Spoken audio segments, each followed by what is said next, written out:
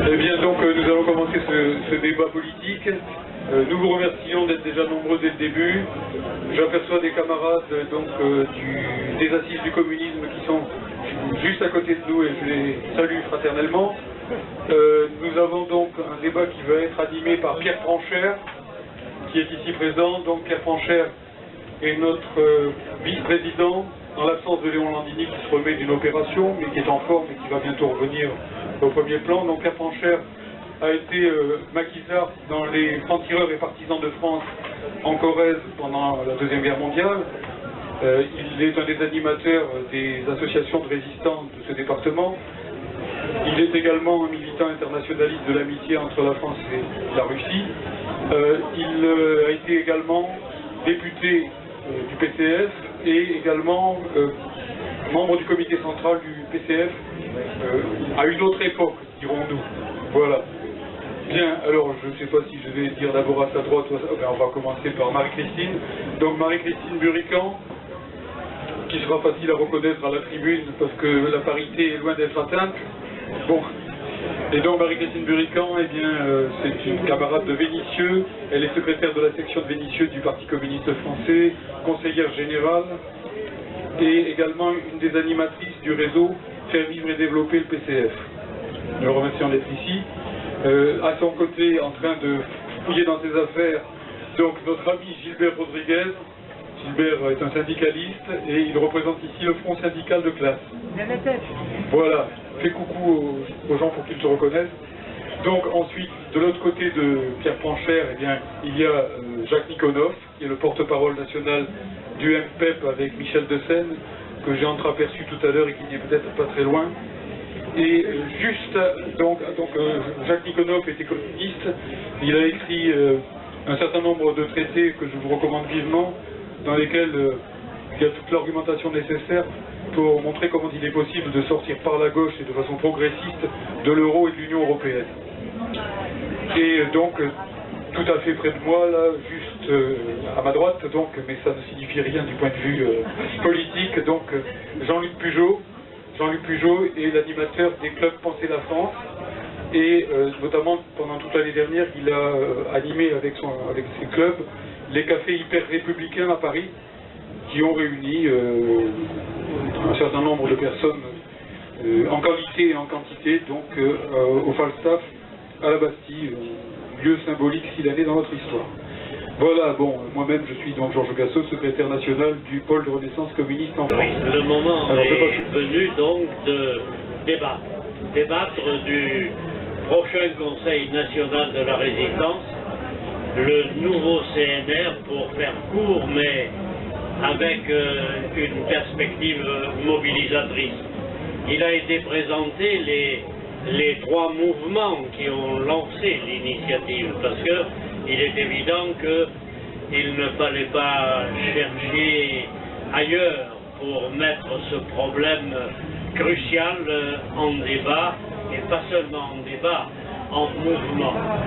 Mais il y a, dès la publication des 38 noms, il y a déjà la quatrième composante, c'est-à-dire des signataires qui, sans appartenir à une ou l'autre des mouvements qui ont lancé l'initiative, n'en sont pas moins présents.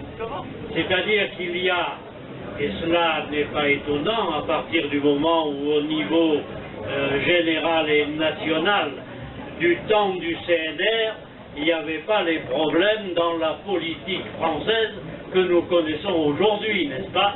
Du temps du CNR, et je m'en rappelle, il y avait une volonté formidable, d'abord de battre le nazisme, de battre la collaboration pétainiste et de créer les conditions d'une victoire et surtout d'un changement très important, fondamental en France. Et déjà des syndicalistes, des membres de partis qui, par ailleurs, ne sont pas dans le mouvement pour un nouveau programme du CNR, ont signé cet appel. Et j'en témoigne pour la Corrèze, où nous avons actuellement un départ assez formidable et où les représentants de ceux qui étaient dans les intervenants de cette manifestation. Alors pour ce qui me concerne, je n'ai pas l'intention de reprendre la totalité de l'appel, vous le connaissez, et il est parfaitement clair et dynamique. Je voudrais donner quelques appréciations sur le contexte actuel décrit dans l'appel. D'abord, il y est dit la liquidation du socle des conquêtes sociales de la libération. C'est-à-dire, en gros, est-ce que oui ou non, il faut parler du CNR? Parce que certains disent, c'est très loin ça et il vaut mieux s'abstenir. Mais il y a un homme qui s'appelle Denis Kessler. C'est un milliardaire, un des pontes des multinationales de l'information. Et Denis Kessler était en quelque sorte le porte-voix, vous vous en rappelez, de Sarko. Alors lui, il a été catégorique. Si il y a quelqu'un qui parle clair sur la situation, c'est bien lui. Il déclare tranquillement sortir de 1945 et défaire méthodiquement le programme du CNR qui avait été réalisé parce que l'armée rouge était à 2 jours et demi de Paris. C'est une position qui a été entendue non seulement avant Sarkozy, mais qui a été entendue bien sûr par ce président et qui malheureusement je dis, continue aujourd'hui parce que le programme du CNR n'entre ni les allées de Matignon ni même de l'Élysée, c'est bien clair. Mais nous pensons que aujourd'hui il y a des résistances et l'appel qualifie ces résistances. C'est-à-dire que l'appel du 18 juin, non pas 1940, mais l'appel du 18 juin 2013 est actuellement un pôle de rassemblement qui peut aller très très loin. Et je prendrai quelques exemples. Par exemple, il y a le mouvement dit du plateau des Glières. Vous en avez entendu parler. Dans ce mouvement où il y avait des positions qui étaient ce qu'elles étaient, et Léon Landini, que je salue avec beaucoup de respect et surtout beaucoup de plaisir parce qu'il vient de connaître une période difficile qui l'empêche d'être avec nous aujourd'hui, mais à ce rassemblement des Glières avec Léon Landini, nous avons œuvré pour qu'une bonne direction soit prise. Et ce qu'il faut retenir de ce rassemblement, c'est l'idée d'un projet de société pour le XXIe siècle en repartant du programme les jours heureux du CNR adopté le 15 mars 1944. Et il est certain qu'aujourd'hui, lorsque dans ce rassemblement, nous trouvons la formule refuser l'actuelle dictature internationale des marchés financiers qui menace la paix et attendez, que je ne me trompe pas, et la démocratie. Quelle lumière aujourd'hui nous pouvons tirer de cet appel quand nous voyons la situation internationale qui fera l'objet demain matin à 11h30 du meeting international qui sera organisé dans le stand du PRCF et auquel je vous invite avec beaucoup d'insistance. C'est à partir de Thorens-Glières que Gilles Perret, vous en avez entendu parler sans doute, a construit son film Les Jours Heureux, dont la puissance de conviction est extraordinaire, et dans lequel film notre ami et camarade Léon Landini, le héros des FTP-MOI de la région de Lyon tient un rôle essentiel et principal.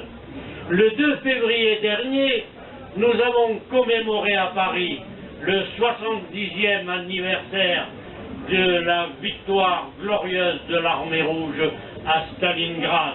Et dans l'appel qui a été lancé et qui a recueilli des milliers de signatures de responsables, qui a vu une entente avec les représentants de la Russie d'aujourd'hui, dans cet appel est dénoncé les responsabilités des dirigeants du MEDEF, liquidateurs de la nation et des conquêtes du CNR. C'est-à-dire que le CNR, dans cet événement, qui a eu une portée internationale, de Rio de Janeiro à Moscou et à Volgograd, Stalingrad, nous avons eu les preuves et les messages. Dans ce rassemblement, le CNR et son programme n'a pas été oublié, il a été mis au centre de notre bataille. Et lorsque nous avons débattu avec les représentants de l'ambassade russe, nous avons obtenu leur accord pour que le rappel de la Grande Guerre patriotique soit fait, mais nous avons obtenu leur accord aussi pour qu'une vibrante internationale éclate le 2 février 2013 sur la place de Stalingrad à Paris, c'est-à-dire un événement qui n'a pas eu de correspondance dans le monde. La France, grâce à nous, à ceux qui ont été avec nous dans cette bataille, a retrouvé sa place dans le concert de l'entente qui avait permis en 1945 de terrasser le monstre nazi. Je crois qu'il faut également dire que, en prolongeant encore un petit peu pour moi, mais j'ai un respect horaire à tenir, il y a un départ extrêmement positif de notre appel de rassemblement. Par exemple, en Corrèze, dans la Haute-Corrèze à Ussel, le 22 juin dernier, il y a eu un meeting autour du CNR.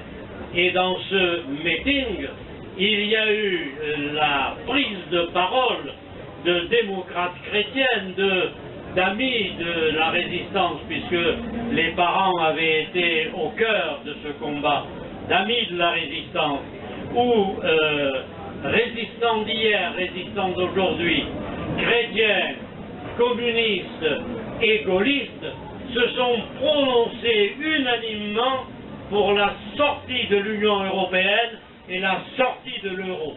C'est dire que l'appel du 18 juin qui a été lancé a déjà des racines profondes, réelles, des racines qui nous permettent d'espérer. Je voudrais clore également. Il y a, c'est vrai, des difficultés. Pourquoi le cacher? Il y a des camarades, des amis qui pensent qu'il faut parler, mais ne pas s'engager.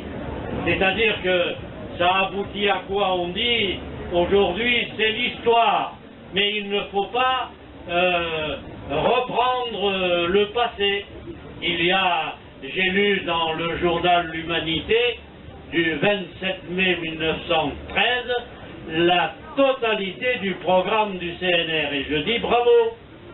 Ce qui me gêne et me peine, c'est que quand il s'agit de demander que les principes du CNR soient repris, les dirigeants de l'Humanité et du parti qui aujourd'hui dirige ne sont pas d'accord.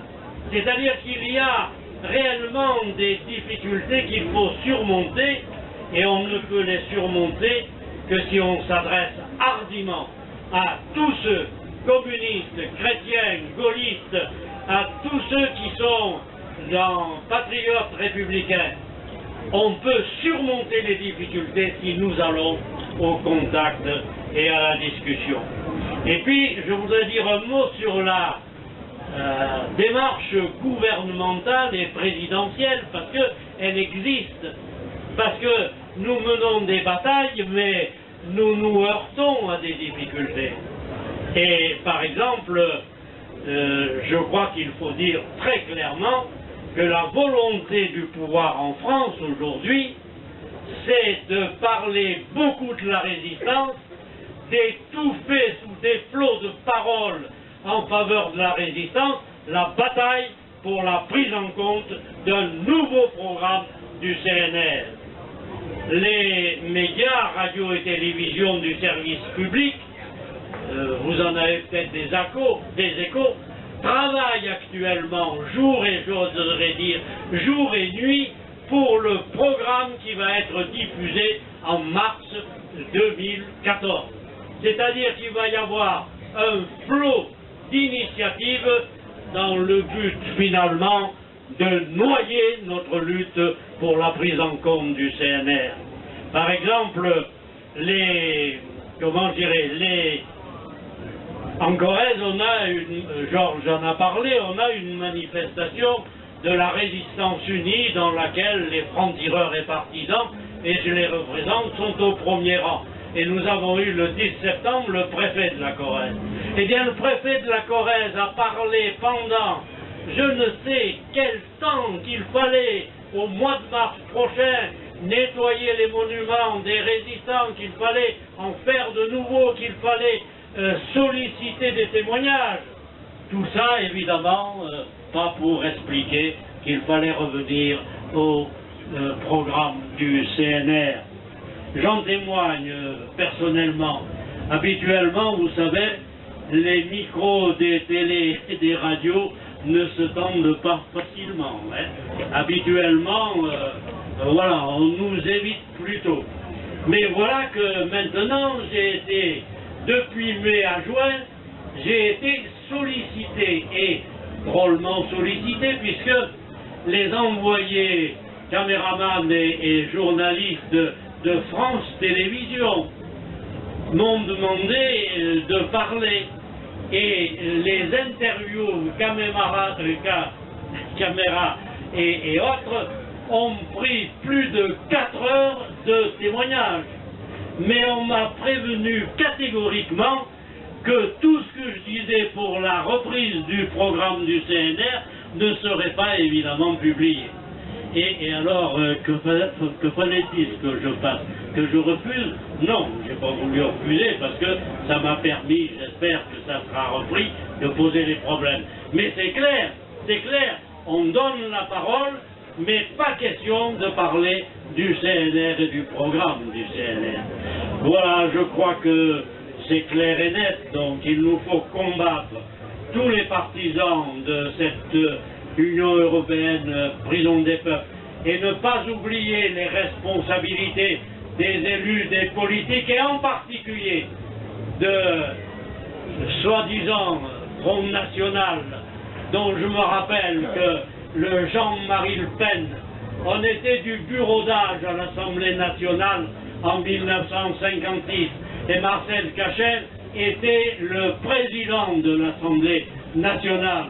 Et Jean-Marie Le Pen rentrait d'Alger, où on sait ce qu'il avait produit, n'est-ce pas? Henri Alec, que nous avons perdu, en a témoigné. Et il y avait également, donc, dans cette démarche, Jean-Marie Le Pen qui a commencé son activité politique en France en diffusant et en vendant les chants des SS, des nazis. C'est-à-dire un homme qui a été un homme qui a insulté la résistance et qui mérite d'être condamné.